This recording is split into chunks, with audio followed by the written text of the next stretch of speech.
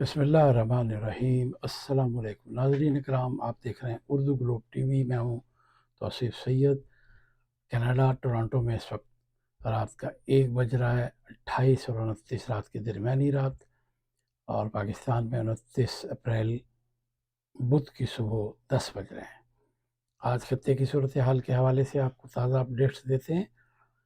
ایرانی فوج کے ترجمان نے تصدیق کی ہے کہ ایرانی F-5 لڑاکا طیاروں نے خلیج فارس کے خطے میں ایک امریکی فوجی اڈے کو کامیابی سے نشانہ بنایا ہے۔ یہ ایک بڑی اہم خبر ہے، اور اس خبر کی صداقت کے حوالے سے ایرانی سرکاری نیوز چینل بھی ہے IRINN،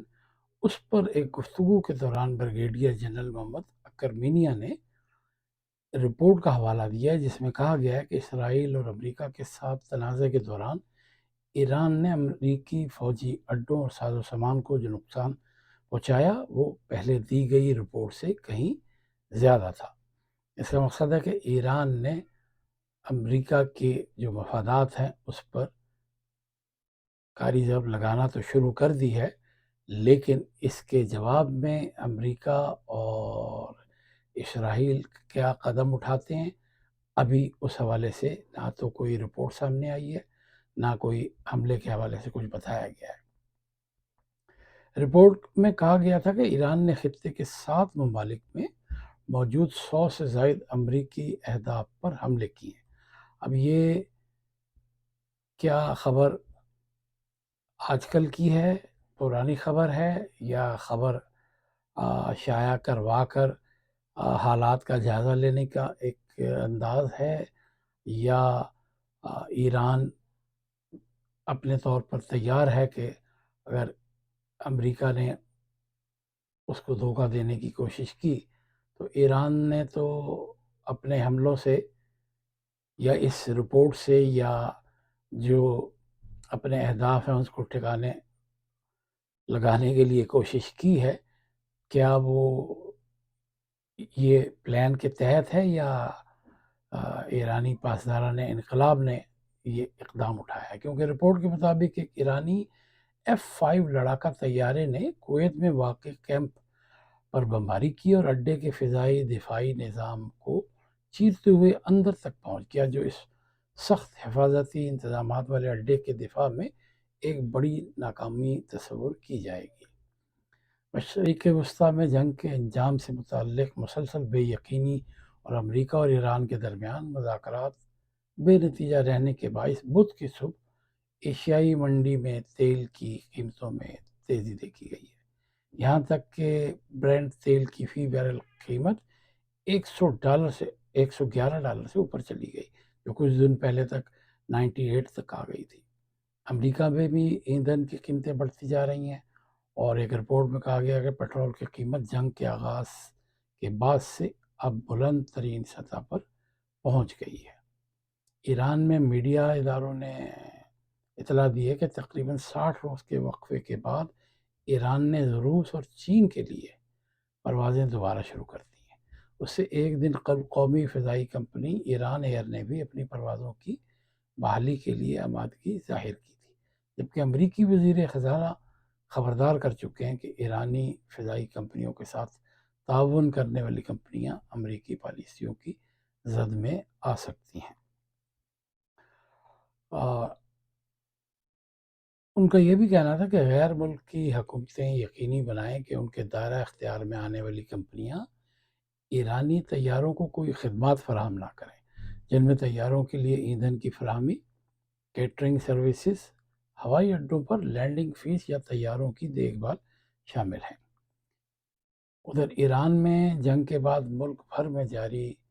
کارروائیوں کے دوران مزید گرفتاریاں کی گئی ہیں، اور انٹیلیجنس آپریشن کا جو دائرہ ہے وہ خاصا وسیع کیا گیا ہے۔ سیکورٹی حکام کے مطابق وسطی تہران میں ایک رہائشی یونٹ سے ایک مبینہ جاسوسی اڈہ سامنے آیا ہے، جہاں اسٹار لنک سیٹلائٹ انٹرنیٹ نصب تھا۔ حکام کا کہنا ہے کہ اس اڈے کو مبینہ طور پر غیر ملکی انٹیلیجنس اداروں اور اپوزیشن میڈیا نیٹ ورکس کو معلومات فراہم کرنے کے لیے استعمال کیا جا رہا تھا۔ ایران کی خبر رساں ایجنسی کے مطابق 2 روز قبل شمال مغربی تہران میں کمپلیکس کے اندر 3 تجارتی یونٹس کو غیر قانونی سیٹلائٹ انٹرنیٹ آلات کے استعمال کے الزام میں سیل کر دیا گیا ہے۔ کہا گیا ہے کہ ان میں سے ایک یونٹ مبینہ طور پر لگ بھگ 19 مرتبہ دشمن کو معلومات فراہم کر چکا تھا۔ تو ایران کے خلاف جنگ میں کامیابیوں کا دعویٰ کرتے ہوئے امریکی صدر نے کہا ہے کہ امریکہ بہت اچھا جا رہا ہے۔ ان کی آج آپ کو پتہ ہے برطانوی بادشاہ چارلس اور ملکہ کمیلا پارکر کے اعزاز میں آج انہوں نے ایک عشائیہ دیا تھا، اور اس سے خطاب کرتے ہوئے انہوں نے کہا کہ ہم نے اس مخصوص حریف کو عسکری طور پر شکست دے دی ہے۔ وائٹ ہاؤس میں تقریب سے خطاب میں امریکی صدر نے یہ بھی کہا کہ ہم اس حریف یعنی ایران کو بھی کبھی بھی جوہری ہتھیار حاصل کرنے نہیں دیں گے۔ ٹرمپ کا کہنا تھا کہ چارلس بھی مجھ سے اتفاق کرتے ہیں۔ ادھر سویڈن نے جیٹ ایندھن کی ممکنہ قلت کا خدشہ ظاہر کیا ہے۔ سویڈن کی وزیر توانائی نے منگل کو کہا کہ مشرق وسطی میں جاری جنگ کے باعث جیٹ ایندھن کی فراہمی میں کسی قسم کی کمی کا اندیشہ پیدا ہوتا جا رہا ہے۔ ایک خبر رساں ادارے کے مطابق انہوں نے کہا کہ یہ توانائی ایجنسی کے جائزے کی بنیاد پر ہے۔ توانائی ایجنسی کی ڈائریکٹر کے مطابق بدترین صورتحال میں سویڈن کو ہوا بازی کے ایندھن کی راشننگ کا سامنا کرنا پڑ سکتا ہے۔ تاہم آگے چل کر صورتحال کا دار و مدار بڑی حد تک اس بات پر ہوگا کہ مارکیٹ کس حد تک خود کو اس صورتحال کے مطابق ڈھالتی ہے۔ ایران کے نائب وزیر دفاع نے کہا ہے کہ امریکہ بھی اس پوزیشن میں نہیں رہا کہ وہ آزاد ممالک پر اپنی پالیسیاں مسلط کر سکے۔ انہوں نے دعویٰ کیا کہ یہ حقیقت ایرانی عوام اور مسلح افواج کی ثابت قدمی کے ذریعے دنیا کے سامنے آ چکی ہے۔ ایران کے سرکاری میڈیا کے مطابق بریگیڈیئر جنرل رضا طلائی نے کرغستان کے دارالحکومت بشکیک پہنچنے پر، جہاں وہ شنگھائی تعاون تنظیم کے وزرائے دفاع کے اجلاس میں شرکت کے لیے گئے ہوئے تھے، بین الاقوامی سطح پر ایران کی مسلح افواج کے اور ایرانی عوام کی مثالی مزاحمت کی اہمیت پر زور دیا۔ انہوں نے کہا کہ امریکہ اب اس پوزیشن میں نہیں کہ آزاد ممالک پر اپنی پالیسیاں مسلط کر سکے۔ یہ بات تو نائب وزیر دفاع کی بہت حد تک درست ہے کہ اب امریکہ اس پوزیشن میں نہیں ہے کہ جس طرح اس نے اپنے پڑوس میں اور خاص طور پر ونزویلا میں ان کے صدر اور ان کی اہلیہ کو اغوا کرایا اور ان کے جو تیل کے کنویں ہیں ان پر قبضہ بھی کیا اور وہاں پہ تیل کی فروخت کا سلسلہ کیا، پھر کیوبا کو بھی دھمکیاں دیں، اس کے علاوہ سویڈن کو بھی دھمکیاں دیں گرین لینڈ کے حوالے سے، شروع میں کینیڈا کو کہا، پھر اس کے بعد یورپ سے ناراض ہوئے، لیکن کسی نے ان کی بات کو سنا نہیں، توجہ نہیں دی، دھیان نہیں دیا، اور اب امریکہ کو یہ احساس ہو چلا ہے کہ بہت ساری کمیونٹیز خاص طور پر عالمی سطح پر وہ اب ہمارے ساتھ نہیں ہیں، اور وہ اس کے حوالے سے بھی اب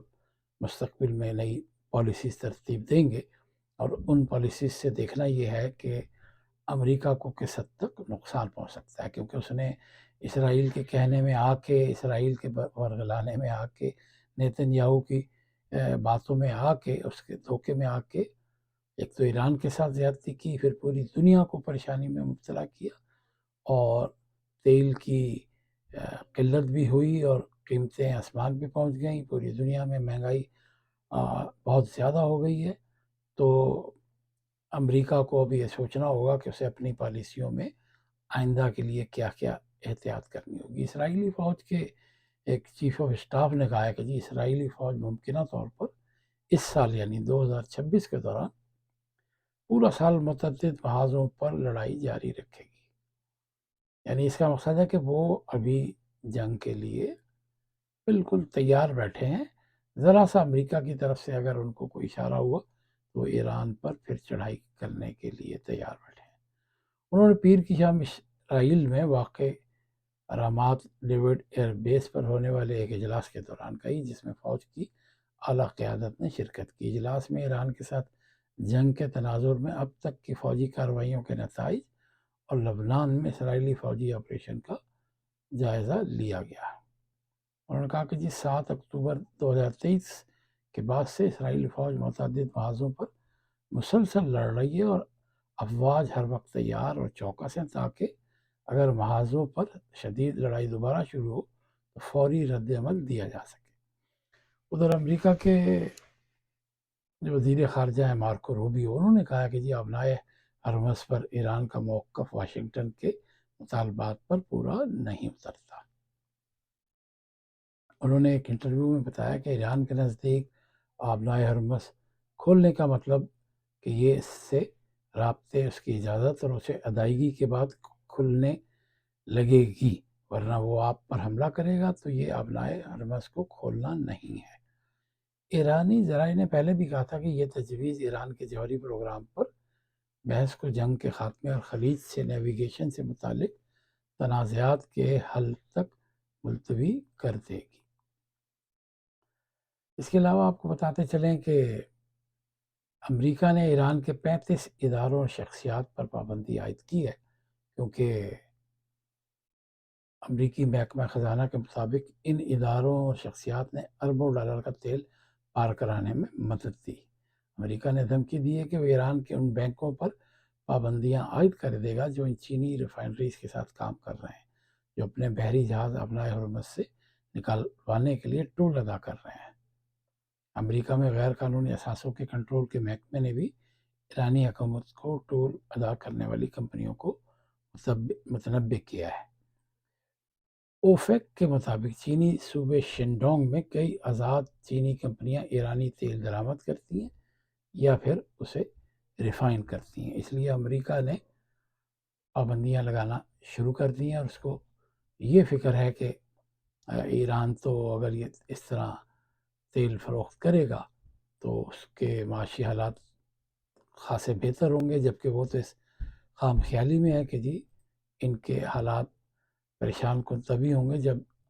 ان کی تیل کی آمدنی نہیں رہے گی، تیل کے کنویں ان کے پروڈکشن نہیں دیں گے، ان کے جہاز بھر کر جا نہیں سکیں گے، ہم نے جو ناکہ بندی کی ہے وہ ہمارے لیے فائدہ مند ہوگی۔ ادھر امریکہ نے نان امیگرینٹ ویزا درخواست دہندگان کے لیے قواعد میں خاصی تبدیلی کی ہے اور 2 بڑے اہم اور نئے سوالات شامل کیے ہیں، جن کا مقصد یہ تصدیق کرنا ہے کہ درخواست گزار اپنے ملک واپس جانے سے خوفزدہ نہیں ہے۔ رپورٹ کے مطابق انکشاف کیا گیا ہے کہ ویزا انٹرویو کے دوران تمام درخواست دہندگان سے 2 نئے سوالات پوچھے جائیں گے کہ کیا آپ کو اپنے ملک میں کسی نقصان یا بدسلوکی کا سامنا رہا ہے، اور کیا آپ کو اپنے ملک واپس جانے پر کسی نقصان یا بدسلوکی کا خوف ہے۔ ظاہر ہے اس طرح کے سوالات اگر کوئی شخص ہاں میں کہتا ہے یا جواب دینے سے گریز کرتا ہے تو اس کا عارضی ویزا مسترد کیے جانے کا امکان ہے۔ اب امریکہ نے متعدد ممالک کے لیے ویزا پالیسی میں سختی کر دی ہے اور لوگوں کو ویزا اب اتنی آسانی سے نہیں ملے گا۔ یہ اقدام اس وقت سامنے آیا جب حکام کے مطابق بڑی تعداد میں غیر ملکی شہری امریکہ میں پناہ لینے کے دعوے کر رہے ہیں۔ نئی پالیسی کا اطلاق تمام نان امیگرینٹ ویزا کیٹیگریز پر ہوگا، جن میں سیاحتی یعنی ٹورزم، ایجوکیشن، H1B، ٹیک ورکرز جو ہیں، زرعی مزدور اور کاروباری افراد شامل ہیں۔ 2024 میں ان کیٹیگریز میں تقریباً 1,10,00,000 ویزے جاری کیے گئے تھے ایک سال میں۔ یہ بہت بڑا نمبر ہے، تاہم قانونی ماہرین نے اس فیصلے پر تشویش کا اظہار کرتے ہوئے کہا کہ یہ اصول حقیقی پناہ کے متلاشی افراد کے لیے خطرناک ثابت ہو سکتا ہے اور نئی پالیسی ایسے افراد کو بھی روک سکتی ہے جو گھریلو تشدد، صحافتی دھمکیوں یا مذہبی بنیادوں پر ظلم و ستم کا شکار ہوں۔ ماہرین کے مطابق امریکی قوانین 1951 کے ریفیوجی کنونشن تحت پناہ کے حقوق کسی فرد کے داخلات کے طریقہ کار یا ویزا انٹرویو میں دیے گئے بیان پر منحصر نہیں ہوتے، تاہم نئی پالیسی ان قانونی تحفظات کو نظر انداز کرنے کے مترادف قرار دی جا رہی ہے۔ تو یہ تھیں آج کی اہم خبریں جو ہم نے آپ کے ساتھ شیئر کی۔ آپ اردو گروپ ٹی وی دیکھتے رہیں، توصیف سید کو اجازت دیں، لیکن اس سے پہلے آپ سے درخواست ہوگی کہ ہمارے چینل کو سبسکرائب کریں، لائک شیئر کریں اور آئیکن کا بیل کا بٹن دبا دیں۔ ہمیں آپ کے رسپانس کی بھی اور آپ کی رہنمائی کی بھی ضرورت ہے، اور ہمیں کمنٹ ضرور دیں، چاہے ایک لفظ ہی لکھیں، کمنٹ ضرور دیں، اور کوئی اہم ٹاپک یا کوئی ایسا ایشو جس پر ڈسکشن کرنی چاہیے، ہم اس موضوع کو اپنے پروگرام کا حصہ بنائیں گے۔ اپنا خیال رکھیے گا، انشاءاللہ آپ سے کل ملاقات ہوگی۔ اجازت دیجیے توصیف سید کو۔ اللہ حافظ، السلام علیکم۔